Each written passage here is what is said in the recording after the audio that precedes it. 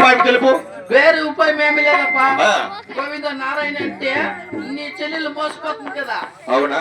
ఆ, అందులో ఒక సందేశం ఉన్నదిరా. ఏమి? నా చెల్లెలు కొన్న కొలిచేది హరిమతము, మనము కొలిచేది శివమతము.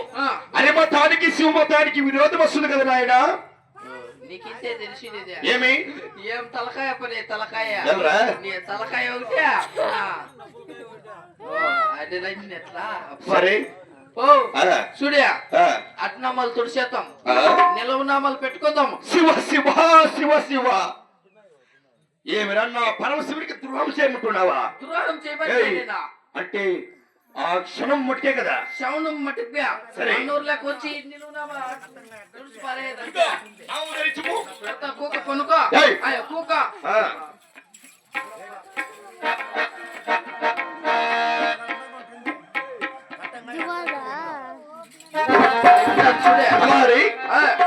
ఇప్పుడు నామం తెలుసుకోవడం, 3 నామాలు తెలుసుకోవడం. ఇప్పుడు అవును. ఇప్పుడు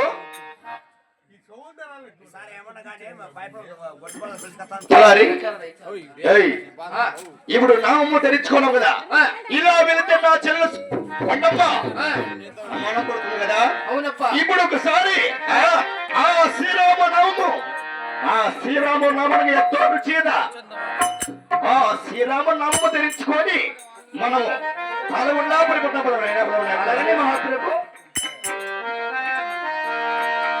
రామ శ్రీరామ కోదండ రామ ఎంతో రుచిరా.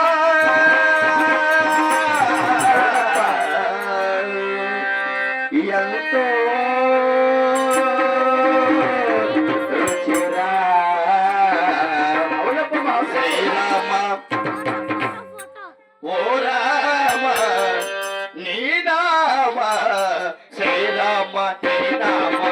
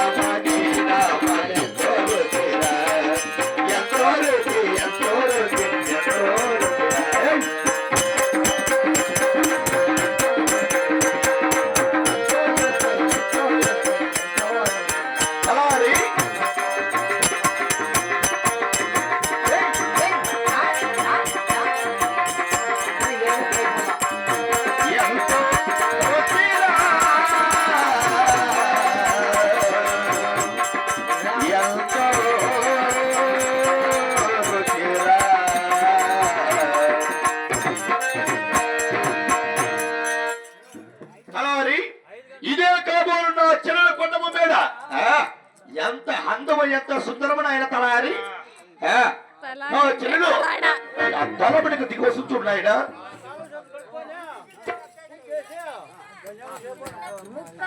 హర్షద్ నన్న